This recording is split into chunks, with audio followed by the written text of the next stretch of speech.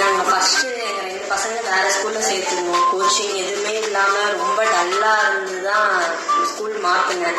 இங்கேயே ஸ்கூல் ஓரளவுக்கு போனாலும் பசங்க மெயினாக டியூஷன் தான், அதில் தான் இது பண்ண முடியும்னு சொல்லி கட்டை அகாடமியில் சேர்த்தோம்.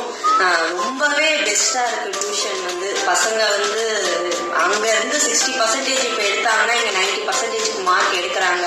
எந்த டியூஷன்லையுமே வந்து மேக்ஸுக்குன்னு தனியாக ஒரு கோச்சிங் மாதிரி கொடுத்து எடுத்துகிட்டு வர மாட்டாங்க. இங்கே மேக்ஸ்லையும் நல்லா தனியாக சார் எடுத்துகிட்டு வர்றது பசங்க ரொம்பவே, என் பசங்க இம்ப்ரூவ்மெண்ட் ரொம்ப நல்லா இருக்குது. இங்கிலீஷில் பேசுவானுங்களான்னு ஆசையாக இருந்தது என் பசங்க. இப்போ வந்து வீட்லேயுமே நார்மலாகவே ஏதாவது பேசுறதுனால இங்கிலீஷில் பேசுகிறாங்க. டியூஷனில் வந்து நல்லா கரெக்டாக எடுத்துகிட்டு வந்துட்டாங்க. இங்கிலீஷில் பேசி தான் ஆகணும் பசங்க. அது மாதிரி எந்த டியூஷன்லையும் நான் இந்த மாதிரி பார்க்கல. இங்கிலீஷ்லாம் பேசணும் கொள்ளணுன்றது இதெல்லாம் நான் வந்து பார்க்கல. இங்கே கட்டை அகாடமியில் மட்டும்தான் பசங்க வந்து இங்கிலீஷில் பேசுறது இதெல்லாம் கரெக்டாக எடுத்துகிட்டு வந்துருக்காங்க.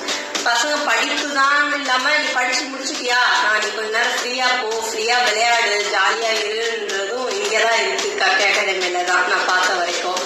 என்னை பொறுத்த வரைக்கும் நான் வெளியே வேறு டியூஷன்லலாம் பார்த்துருக்கேன்.